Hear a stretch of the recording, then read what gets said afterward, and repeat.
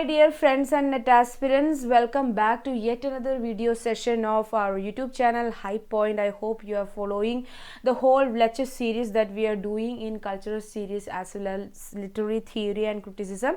If you have any doubts, don't hesitate to ask me in this below this video. There is a comment section, you can comment that there, or else you can follow me Instagram and also ask me the doubts there, or you can directly WhatsApp me, okay, in the given number.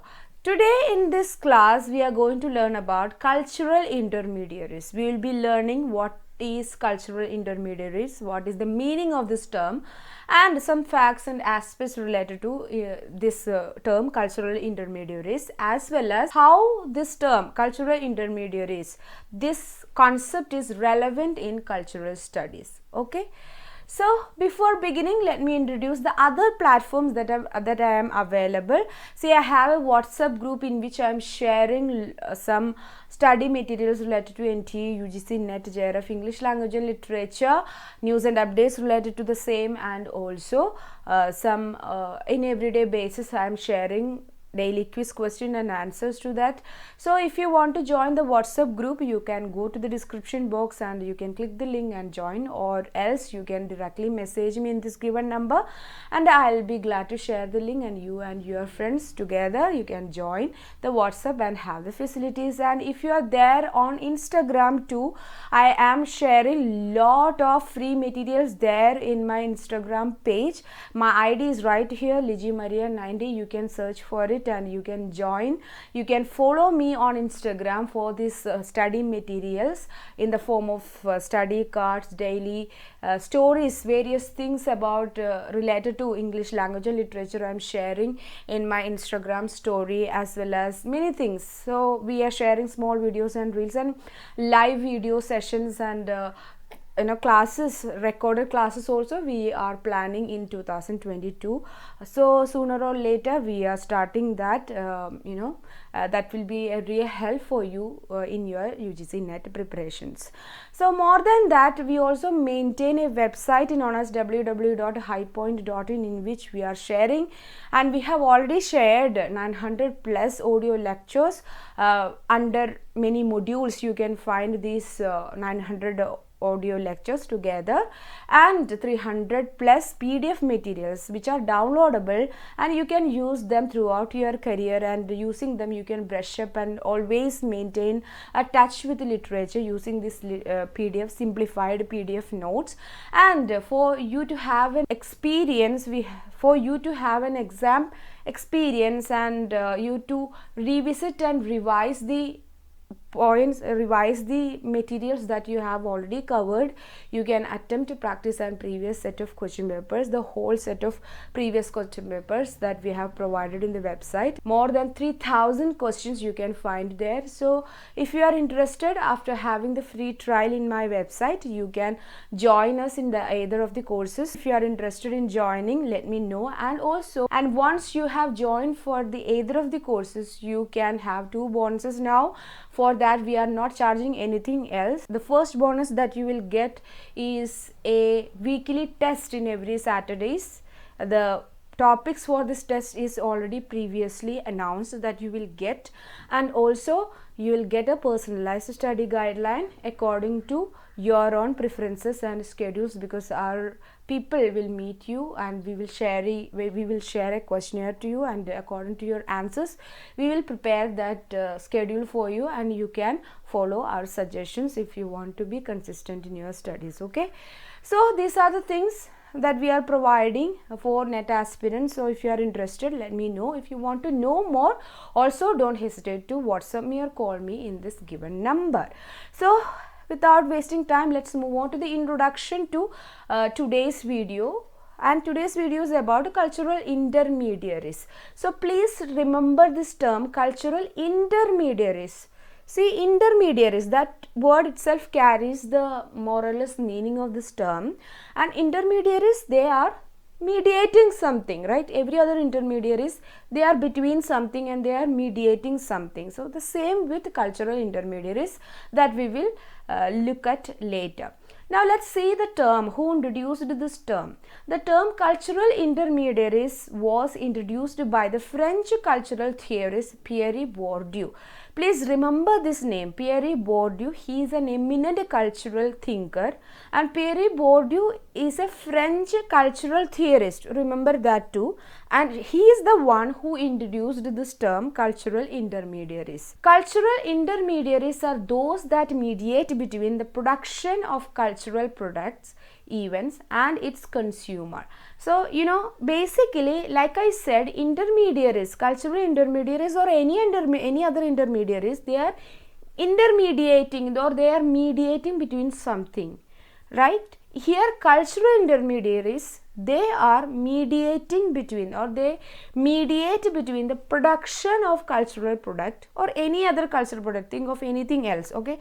A cultural product of literary text, a film, or a dress style, or a dress material, or some gadgets, or whatever be that material or product or event. The production of that cultural product and its actual consumer, okay, the consumption of that product by its consumer. Okay, so cultural intermediaries mediate between these two, production of the cultural product and also its consumption. See, we can say marketing and advertising agencies are one of the major examples of cultural intermediaries. Okay, marketing and advertising agencies. So the companies, industries, they are producing many products, cultural products, all of them and most of them are cultural products, and an economy involved in it. And after that, they'll give this product or this service to market, to have some advertisement about it, so that the people get an awareness about this particular product and make this product and the service desirable for them, so that the consumer come and buy this service or the product from them and consume it. Okay, so they project a particular image of the product at hand. So the cultural intermediaries or marketing or advertising agencies specifically, they will make this image of the product in such a way that it will create a kind of value to that product and also desirability for that value product among the consumer that will actually sell this product to the consumer. So they project a particular image related to that product at hand, and they also suggest through their advertising marketing strategies, they'll suggest a particular values and sell it to the consumer. So that's what basically cultural intermediaries are doing, especially marketing and advertising agencies are doing while they were advertising something. Now let's see deep into the concept. Let's move deep into the concept, and in detail let's analyze what is cultural intermediaries. Are they simply just making advertisements and marketing their products? No, let's go deep into it. As it links between production and consumption, it means cultural intermediaries, okay? As it links between production and consumption of culture, therefore it links between culture and economy. See, the production and consumption, it involves economy. There is a machine of economy, finance working behind it. In order to produce something, you need economy. If you want to consume something, you need to buy that product or service giving some money, right? You have to spend some money. So it involves economy or finance. So it actually links or connect between production and consumption of culture. That is what cultural intermediaries.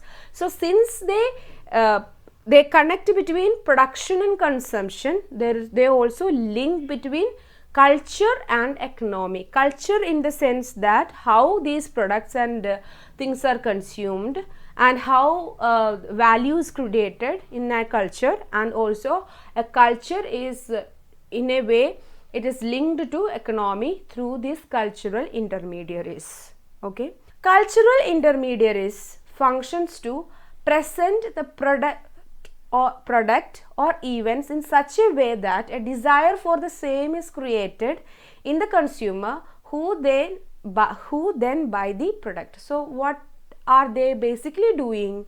Cultural intermediaries, they'll present, I already said this point, so present the product or event or service, whatever they have at hand, the cultural product, event or object or any value that they have at their hand, they'll present that particular thing in such a way that it will be presented in such a way that with a certain particular image, adding and suggesting some value, they'll create a desire for this particular product or event or service among the consumer.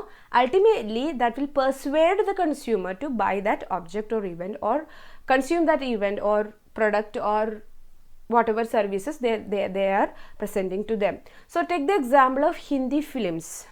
There is a production part going on about Hindi films, and there is a consumption part. That means the viewers, the fans, whoever wanted to watch the films, they will go to the theaters, they will watch it, or they will watch it by paying. You can also watch it in your home, right? So either way they will consume it, but in between this process there is another process involved, in which after producing this film, the producer will give or hand over the entire film to whom?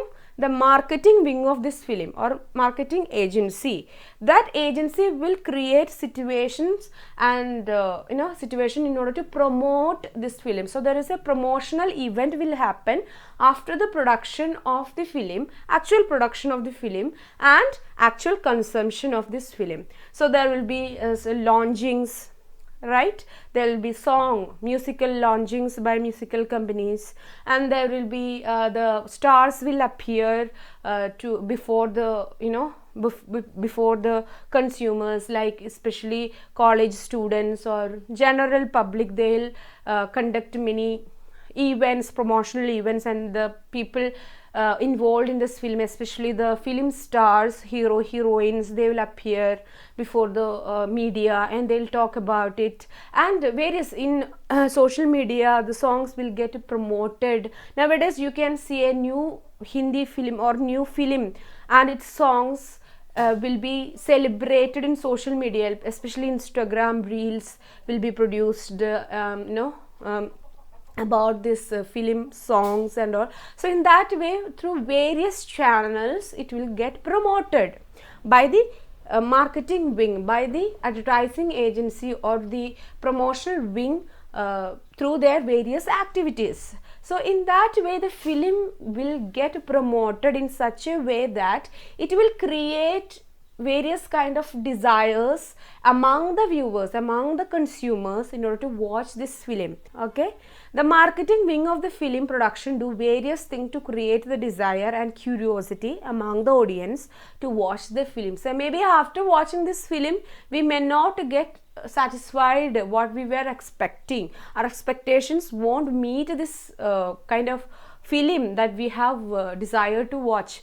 See, this can happen, right, because of the presence of certain heroes, because of the certain scenes that we have seen in the promotional videos, because of the some hype given that particular film of that in that time, during that time, the political involvement of that time, there will be some court cases going on because of that film. So in that way many kind of promotional things you can see once the film is about to release. So maybe when you go and see, you may not get the desired satisfaction that you expected out of that film, and this creates a symbolic value. So when they do these promotional events and all, it not only tells you and persuades you go and watch this film directly, but they will create a symbolic value in the sense that, see, if it is about a particular political event happened in the past, then you will be seeing some scenes from here and there that is there in the film, and you will get prompted, you will know that this is something related to this issue, and it creates a symbolic value. Take the example, you can, more than films, you can take the examples of products that the advertising agencies are promoting. See, if you have watched the advertisement of Horlicks, there is nothing that they are telling about Horlicks. So Horlicks, they are portraying that a mother and two girls, they are traveling in a car, and something happened to their car, and it is actually night time, and they don't know what to do, and the mother gets panicked. And while the her elder daughter, she is so brave, and she just nothing, without any panic and all, she just get out of the car and start to do whatever necessary. And the mother is wonderstruck now, and she just asked, how could you do that? And she said that when I went with my dad, I saw this thing, so I learned and I could do this. So in that way, it is not about Horlicks, but ultimately the advertisement is about to promote the value for Horlicks, right? Since it is actually giving energy to people. So women empowerment is there as a suggested value. So in that way, it creates lot of symbolic value among the viewers of this particular advertisement and makes it memorable. At the same time, it will promote the product's image in a sense, and also it will create such an impression that it promote women empowerment, and also many such things. So creating a symbolic value in a way create a desire to consume that product. And how they are creating this symbolic value? It will create representation. So creating symbolic value means creating representation, and that is central to cultural process as product and consumption. See, representation of identities. See, in that Horlicks example, you can see that during night time it is not allowed, it's not safe for women to travel. Usually there is a notion that if night time, if you are traveling, if you are a woman, then there are a lot of dangers for waiting for you, and women can do this kind of mechanical things related to car and vehicles. So such concepts are there, but this entire advertisement is actually trying to dismantle and break that concept related to stigmas related to women. So it is actually a representation of identity, in a way that there is a popular identity about women, that women can't travel safely in night, and that's why because of that identity only, the women character in that advertisement is panicking once her car got break down. And there is also another thing, that women cannot do such hard labor of changing tire and all. So it's complicated. So that representation, that popular identity of women got broken down in that advertisement. Okay, that is a representation that is given in that particular advertisement. So creating symbolic value means it will create certain kind of representation, and that creating representation is important to create what? Create certain meanings that is central to cultural process as production and consumptions are concerned. Next, these intermediaries neither has no connection to the real production or making of these cultural items, nor they connect to the response how the customers will react to the product after consuming them. See, these intermediaries doesn't, take the example of film promotions. These promotions are nothing to do with the actual production of the film, right?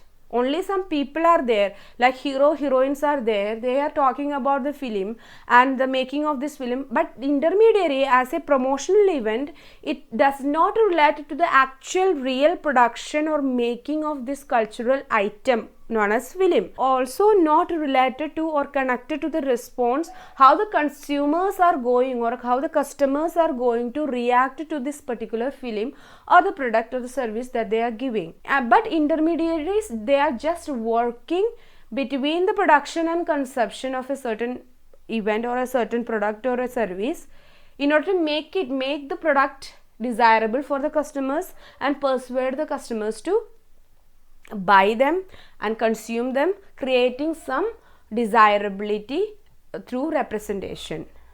But they simply link these two.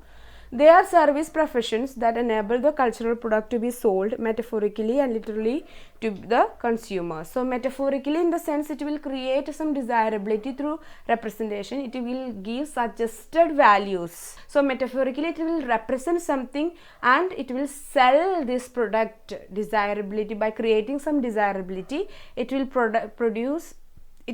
sell the product to the consumer. Intermediaries need not be expertise in producing the cultural objects, event, or the trade of it.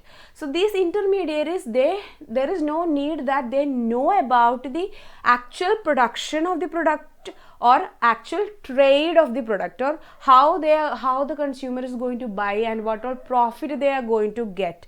They need not know anything about it, but the intermediaries they will mediate between the production and consumption of this cultural item, and they will promote it to the consumer.